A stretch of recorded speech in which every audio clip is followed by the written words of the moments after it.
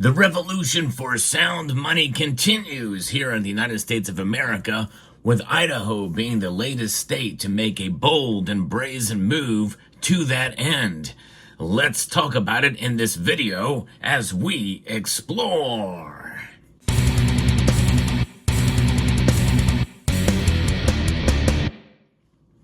This channel has been covering the latest news in the world of precious metals, but especially focused on what I call the revolution of sound money. And this is something that is quite amazing to see, that since about 2021 or 2022 and growing steadily throughout the last few years, many states, especially after seeing inflation hit record levels here in the United States, have been recognizing gold and silver as sound money, either overtly or covertly, at least to some extent, by removing taxation from precious metals in these states. But very few states have made a move as what Idaho is considering here. The 10th Amendment Center is who I'm going to be referencing here in this report that has just been released. A bill filed in the Idaho House would officially recognize gold and silver as legal tender in that state. Passage into law would set the stage for the people themselves to undermine the Federal Reserve's monopoly by introducing competition into the monetary system, and it would be completely legal based off of Article 1, Section 10 of the Constitution. We'll get into that in a moment. The House State Affairs Committee filed House Bill 177 under the Idaho Constitutional Money Act of 2025. Gold and silver coins in specie minted domestically would be recognized as legal tender in the state and would be accepted for the satisfaction of debts under laws of the state of Idaho and of the United States of America. And that's just it. It's constitutional. No one has challenged Article 1, Section 10 of the Constitution. It is in our laws, and so therefore, states recognizing that gold and silver of this form or of any form can be utilized for transactions in the state and be recognized by businesses and the government alike. And by the way, I think it's amazing that we have the ability to hold these precious metals because, we couldn't buy gold in the United States until December the 31st, 1974. Well, we can again. And one of the places I like to go to buy my precious metals is Summit Metals. Summit Metals is a sponsor of the channel, and they are growing very fast. It is amazing to see, and that is because they have low competitive pricing. They may not always be the price leader, but check back because you never know when it may surprise you. They mostly carry stackable gold and silver for right now. In other words, the most popular stuff that people buy to collect or to stack, essentially, to preserve your wealth.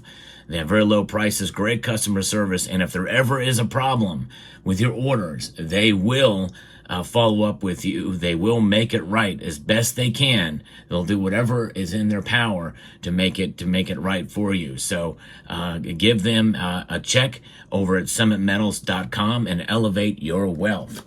Now, when we're talking gold and silver, we know in this community the history of gold and silver that transcends far beyond the United States of America, who will celebrate its 250th anniversary next year in 2026.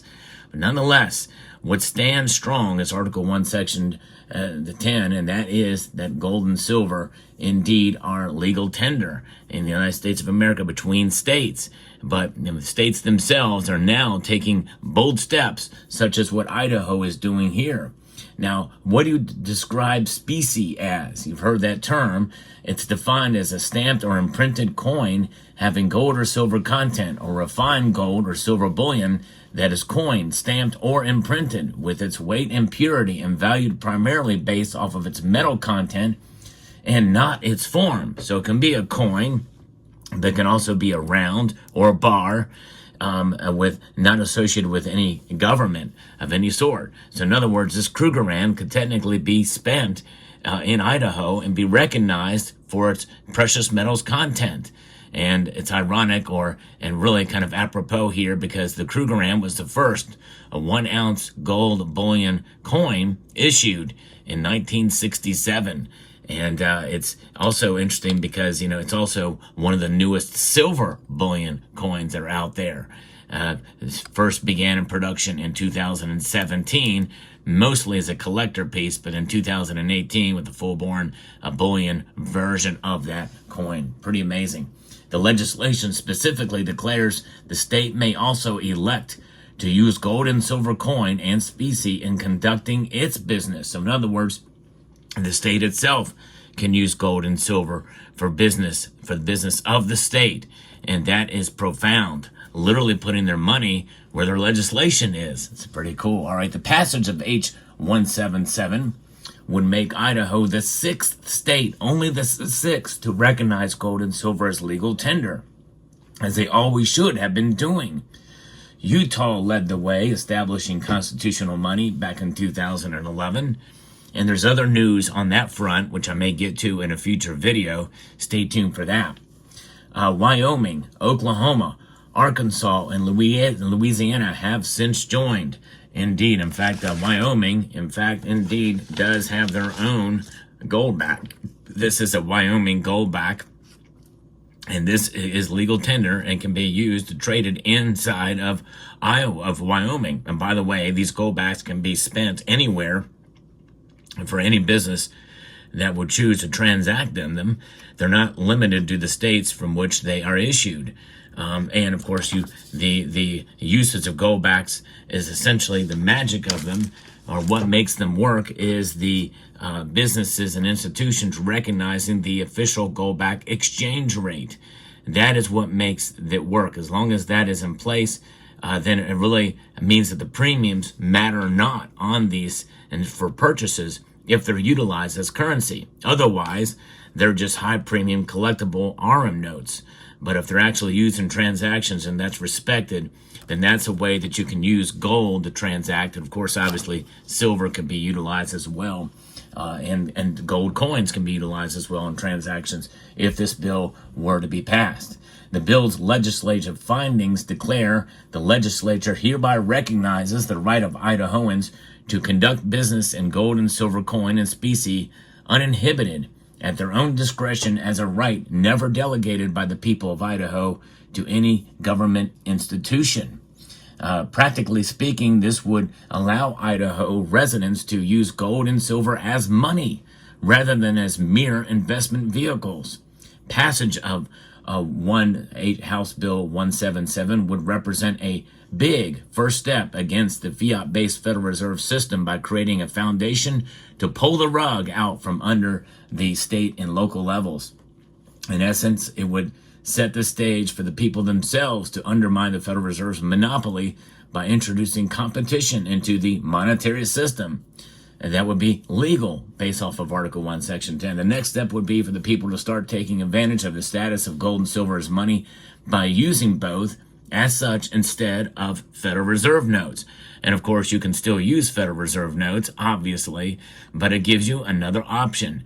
And another option, I think, is great, especially considering what the Federal Reserve is doing, which I think is more damaging to the economy than helping it, in my view. But nonetheless, the next step would be for the people to start taking advantage of it, and then the effect would be the most dramatic in Utah, where the Specie Legal Tender Act opened the door for the development of a robust gold and silver economy in the state. The act has also led to the creation of the goldback. We talked about that here before. And New Hampshire also boasts a thriving gold and silver economy. So we're seeing it play out where this is. Now, beyond the provisions to make gold and silver legal tender, H177 includes language recognizing gold or silver contract clauses. So this is a little different.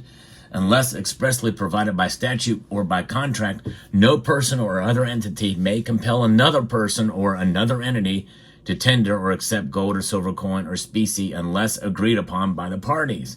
In practice, including a language acknowledging this gold contract clauses means if parties voluntarily agree to be paid or to pay in gold and silver coin or bullion, Idaho courts could not substitute any other thing So in other words, Federal Reserve notes as payments. So in other words, it's binding.